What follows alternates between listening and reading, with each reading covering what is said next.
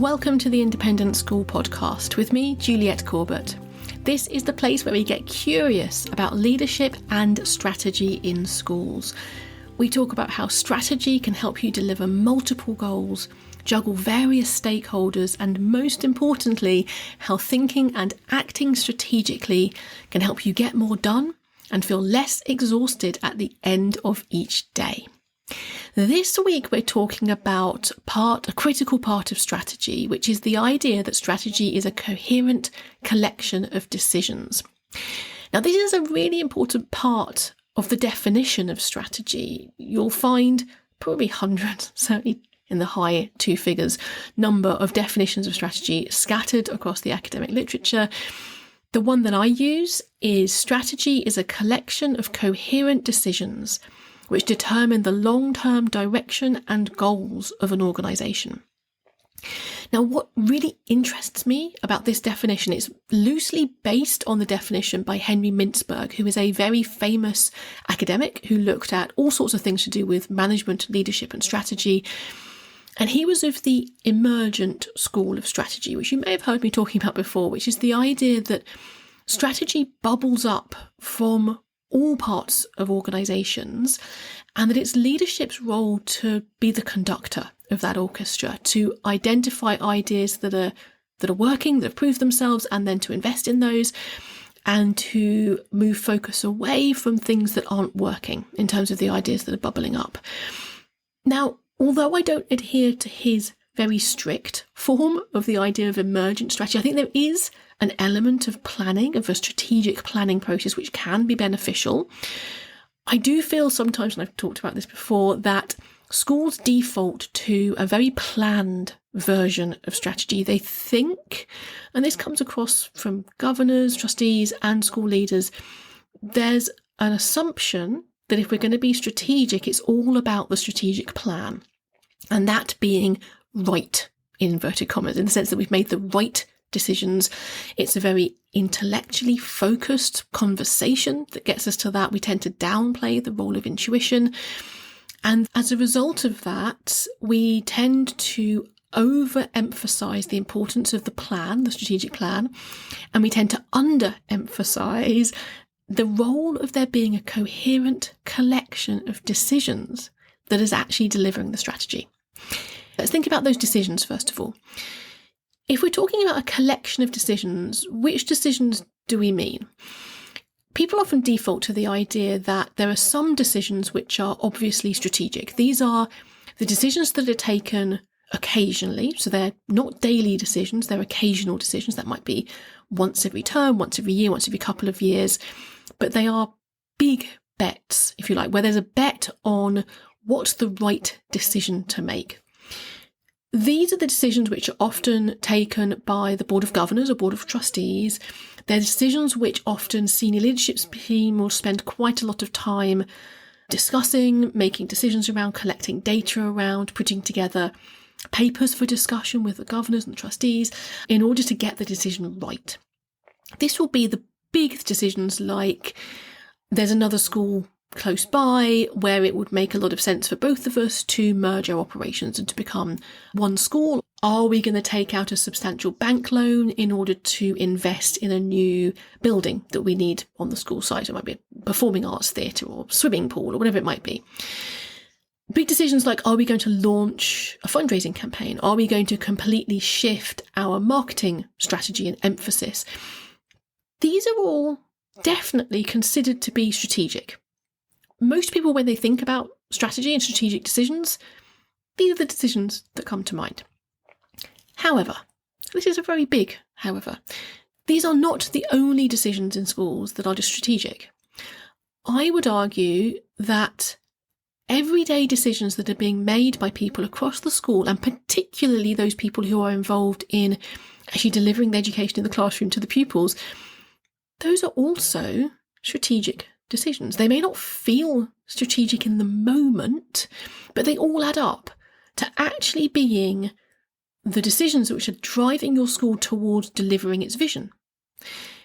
And unless we consider those decisions to be strategic, we're missing out on a whole part of strategy implementation, because if we fail to recognise that those decisions are indeed strategic decisions, we're relying on strategy as an occasional kind of governor-led discussion around those big strategic choices, and we're forgetting that everything else that happens across the school also helps us move either closer or further away from your vision.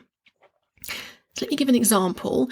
It might be that part of a school's strategy is to increase the number of pupils who continue from the senior school or kind of middle school up into the sixth form, so the final couple of years of school. And that retention into that sixth form offering is really important because it's that part of the business model which is letting you down at the moment, both financially and in terms of reputation. So let's say there's been a discussion at senior leadership level, governor level, that this is going to be a focus on sixth form retention in particular. The actual way that you deliver that will be a combination of different decisions. It might be some big strategic decisions around investment into the sixth form centre and the way it looks and the way it operates and so on. But it's equally going to be making sure that in those 2 or 3 years leading up to that decision point of shall I stay for sixth form or shall I go somewhere else, the pupils have had a really excellent experience. The parents are really satisfied. They are working from a position of course, we're carrying on into sixth form because this school is doing a really good job of educating my child.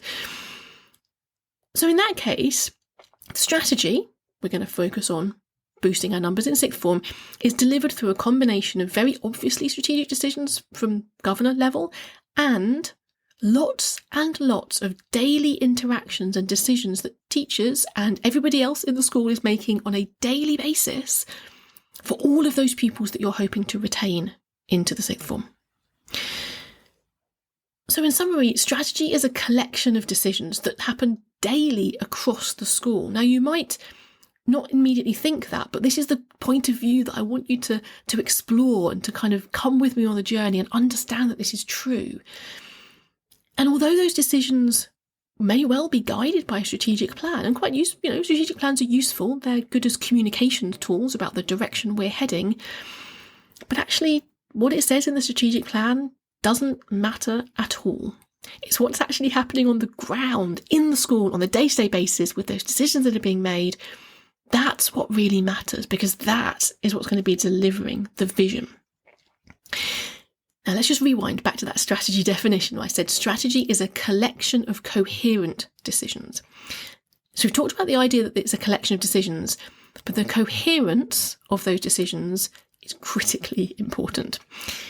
You could imagine a situation. I want you to kind of visualize this. I'm quite a visual thinker, which sometimes makes a podcast a slightly challenging choice in terms of content communication. I want you to visualize a set of arrows. Now, on the slide that I use in my away days, my strategy away days and workshops, this is always a set of blue arrows. They're pointing in all directions. There's about 20 on the slide. So that's what you want you to imagine. About 20 blue arrows heading in all directions across the screen. And imagine that each of those arrows is a member of staff making a decision on a daily basis across the school. Based on pupil retention, one arrow might be heading in one direction because one member of staff is talking about the really exciting projects that these pupils might be able to extend their academic learning into when they get to sixth form. For example, giving a little flavour of what sixth form might look like. That's getting them excited about sixth form. And another teacher might be heading in completely the opposite direction. Now, they're unlikely to actually be talking down your sixth form offering, at least I would hope not, but they might be doing absolutely nothing to encourage pupils to lift their eyes to what's possible within their academic subject if they were to continue at sixth form level. Now, those arrows are going to be heading in all different directions across the school. And some of those will be non-teaching staff members as well. So the way that the catering team are tailoring their menu to the things that the pupils want to eat. We know that food is really important in schools. And if you're not able to deliver the kind of food which is healthy and that pupils want to eat, then they're less likely to be that happy and to then stay on in your school into sixth form. So all of those different arrows will be heading in different directions without a sense of strategy. And the idea is, and this is the second slide I want you to imagine from my strategy workshops, imagine all of those blue arrows all pointing in one direction. They are never going to be perfectly aligned, like perfectly all parallel to each other, because we're human. It's not ever going to be that neat and tidy. But if you can align all of those decisions towards the vision of retaining maximum number of pupils possible into sixth form, in our example, then you're going to have decisions made by staff in the classrooms, in the support teams, in the catering, the grounds, admissions and marketing, everywhere across the school. Those decisions are being aligned to the goal of pupil retention.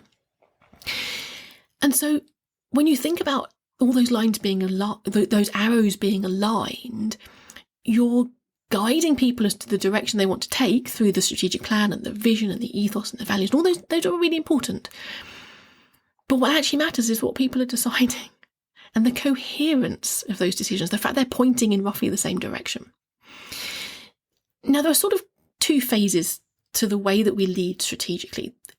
If we think about baseline, foundational level, kind of introductory level strategic leadership, your first priority is to make sure there aren't any contradictory decisions on the things that really matter, the key things that matter to your school. You do not want contradictory decisions happening in classrooms across the support team. All of those decisions each day need to be aligned around the key things that matter in your school. And that obviously may not be retention into sixth form. It could be whatever your strategic priority is. So that's kind of foundational, basic strategic leadership, is that those are not contradicting each other as decisions. But if we want to really excel at our strategic leadership, we're going kind of to the advanced level, if you like. What we want is more than just making sure there aren't contradictions. We want to make sure that all of those decisions are building upon each other. So the strengths are building upon the strengths. All of those decisions are complementing each other to build towards your vision. And what I talk about often when I'm talking to leaders who really want to up level in this area is we're talking about strategic leverage. So strategic leverage is, if you think about a lever, which is obviously where the word leverage comes from, you want to minimise the resource input to your activities across the school, and you want to maximise the impact that's having at the other end of the lever. So when we're thinking about a school with strategic leverage, what we're doing is we're trying to make sure that all of our decisions build towards the same outcome and they complement each other. Now, one example, a completely different example from the one I mentioned before, is thinking about the amount of effort that goes into school plays, so dramatic productions in schools. Firstly, the drama team puts in a huge amount of effort. The pupils are putting in a massive amount of effort with regards to these really big, show-stopping, amazingly dramatic productions. And obviously the same could be true of dance and of music and so on, all across the performing arts. There's a huge amount of effort that goes into those things. In order to think about that strategic leverage, we need to make sure that we're getting the most out of that effort that goes in. So that would be, for example, making sure that prospective parents are invited to attend those to be really wowed by what's happening. That prospective donors are being invited to, a VIP drinks with the head just before the production starts or whatever it might be. So they're feeling involved in that community. It might mean making sure that partners that you're working with in the wider community, they might be state schools, they might be charities and so on, but sports clubs, for example, that those partners are being invited and feel welcome to come and be involved, and local residents as well. It's making sure that whatever your strategic objectives are, and obviously the ones I've mentioned all around kind of fundraising and community relations, but there'll be other objectives as well, are all being served by that immense amount of effort that goes into that school production. So that's what we're looking for, strategic leverage.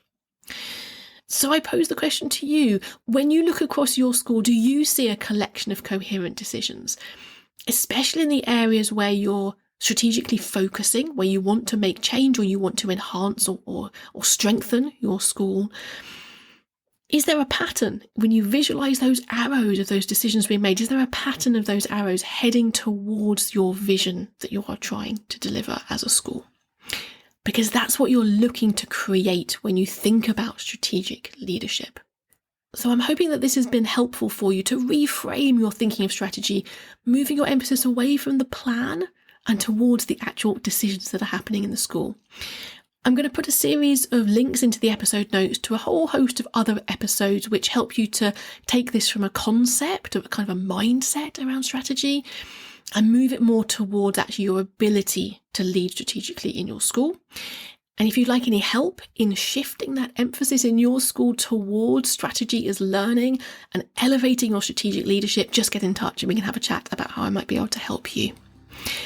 Thank you for spending this time with me. And don't forget that if we're looking to lead strategically, we need to give ourselves space to breathe, time to learn, and the courage to adapt. Have a strategic week. Bye bye then.